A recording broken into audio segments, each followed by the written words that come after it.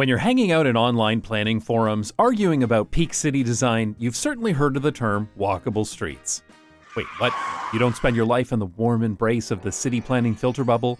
Well, okay then, if you haven't heard of walkable streets, then you can be one of today's lucky 10,000. And while yes, every street is theoretically walkable if you have nowhere to be and no will to live, but not all streets are actually walkable. So today we'll be diving into walkable streets, what they are, and more importantly, why they're awesome. Walkable streets are streets that are designed to be safe, accessible, and convenient to use for walking. So no, the 6-lane nightmare that divides the residential neighborhood from the nearby supermarket is not in fact a walkable street, even if it has a sidewalk. I'm looking at you, Houston. More importantly, these streets are human scale. And while that might sound like an unpleasant skin condition that haunts the dreams of the Illuminati lizard people, here it means a design that is scaled down with people in mind.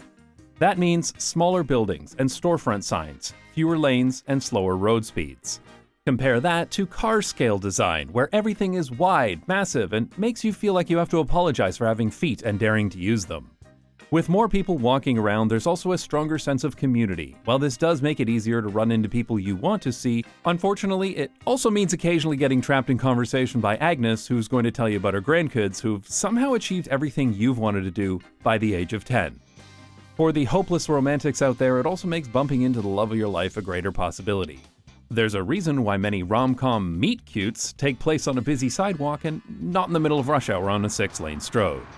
When streets are better designed for walking, more people use it to walk. Wow, shocking, right? And walking itself has a ton of great health benefits, like reducing the risk of chronic disease, weight loss, and helping you live longer so you can enjoy old people pleasures, like bragging about your grandkids to your neighbors who can't fact-check all the lies you're telling about them. Walking improves mental health too. Studies show that people who walk over 8 minutes a day report feeling 33% better about their mental health. Meanwhile, spending just even 8 minutes in traffic will have you questioning if it's all worth it. Human scale design prioritizes trees and greenery over miles of looming asphalt. That can also mean a huge drop in summer temperatures, keeping that swamp acid at bay. And with fewer cars around to pollute, the air becomes much cleaner. In Paris, a single car-free day in 2015 cut smog levels by 40%. And to think that drop could have been even higher if it weren't for all the cigarette smoke. In his book about walkable cities, author and guy who has a lot to say about asphalt, Jeff Speck, introduces the general theory of walkability, which states that if a street is useful, safe, comfortable, and interesting, people would rather walk than drive. I mean, when you have a choice between a relaxing walk down a beautiful city street versus revving up your Ford Gas Guzzler 9000 and looking for parking, the choice is clear. So, contrary to the belief that narrower streets and slower speeds will lead to more traffic, walkable streets actually ease traffic because fewer people drive. It's a beautiful thing.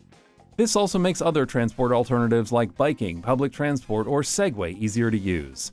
When cars aren't zipping by at life-threatening speeds, even looking like a dorky tourist in your own town doesn't seem half bad.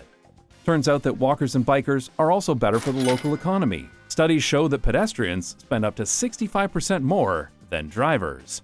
Which makes sense because if you don't have to worry about buying dead dinosaur juice every week, you've got a few extra dollars or euros to spare for a handmade coaster from the local knick-knack shop. That's probably why after a walkable street redesign in a Dublin neighborhood, there was a 300% increase in employment. That's almost as high as the chance of dreary spitting rain in the Dublin forecast. So if you ever find yourself arguing about peak city design on an urban planning forum, be sure to bring up walkable streets and their many benefits. Okay, fine, that's my thing. Maybe just take this information and go to your local city council meeting to advocate for more walkable streets. It'll make your city a little bit better for everyone. Speaking of walkable streets, if you like this episode, why don't you lace up your sneakers and make your way over to Nebula, where our next episode is already available. You can even come by Segway too, no judgment. Nebula is the streaming service built for creators, fans, and pedestrians alike, unlike some places. I'm looking at you again, Houston. If you're not already subscribed, you can sign up now at go.nebula.tv/ilovethecity and get 40% off an annual subscription. And if you're already a Nebula subscriber, thank you for forgoing the local handmade coaster for us. Your support makes this channel possible.